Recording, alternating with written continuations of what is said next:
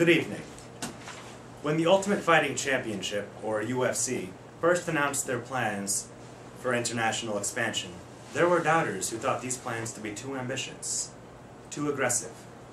Since 2007, the UFC has run 22 events outside of North America, including events in the United Kingdom, Ireland, Germany, Australia, Brazil, Japan, Abu Dhabi, and Sweden. The UFC is now set November 10th, 2012, for UFC on Fuel TV 6, their first event in China. The UFC intends to sell out the 15,000-seat Cotai Arena in the Venetian Macau Resort Hotel for this live event. This event is a major step in the development of the UFC brand in this region of the world, and China in particular, said Mark Fisher, UFC Managing Director of Asia. We are delighted by this opportunity to build on the media growth and attention we have received, and to finally bring a live event in prime time to the millions of fans in the area, and especially to those lucky enough to come and experience all the excitement of the UFC in person. This will be the UFC's second event in Asia this year, after the successful UFC 144 in Saitama, Japan. And there are already plans for more Asian shows in the works, says the UFC president Dana White. We've been working on India. We're going into India. That's already done. We're already on television there, and now we're going to bring a live event there very soon, White said. Not to be content with Asian expansion, the UFC also intends to promote an event in South Africa. We're about to launch a deal down in South Africa.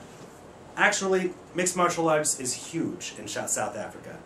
There's a show down there that I just heard about that's doing 1.2 million views every time out. The sport is booming all over the world, and yes, South Africa's next. That's where we're going, White said. On top of the live events being scheduled all over the world, the UFC is also expanding their brand with the international versions of their hit television series, The Ultimate Fighter. On the heels of the successful Brazilian installment of The Ultimate Fighter, the UFC has plans to broadcast a version of the show called The Smashes, in which up-and-coming Australian fighters compete against UK hopefuls for a lucrative UFC contract. Dana White has called mixed martial arts the fastest-growing sport in the world. And with the international success of the UFC, it is hard to argue. If the expansion continues at the UFC's desired pace, UFC CEO Lorenzo Fertitta's plans for over 20 UFC events outside of North America next year may be more realistic than many think. I will now be taking questions. You. What do you think the next country will be to embrace the UFC? After China, India, and South Africa? Yes. I have a feeling that they will be breaking into Thailand next. Renee? Do you think that there may be any link between the expansion of the UFC projects and, say, an increase in violence in the society as a result? I do not believe that is the case, for their combat sports have been in existence all over the world, all throughout history. I mean, the Olympics are coming up, the summer 2012 Olympics. There are at least 3 different combat sports in the Olympics.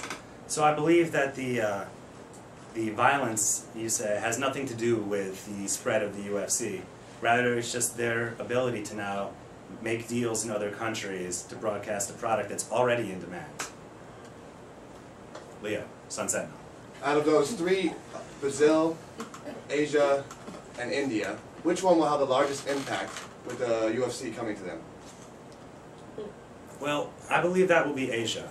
For their martial arts was born in Asia. Their martial arts has roots in China, in Japan, in Thailand, in Russia, in all over the continent. So there are already promotions in these countries. So the demand already exists. Russia has M1, India has Super Fight League, Japan has multiple organizations. The demand is there. So UFC looks to fill that supply. Would you agree that the term Chinese resort hotel is an oxymoron? Not in Macau.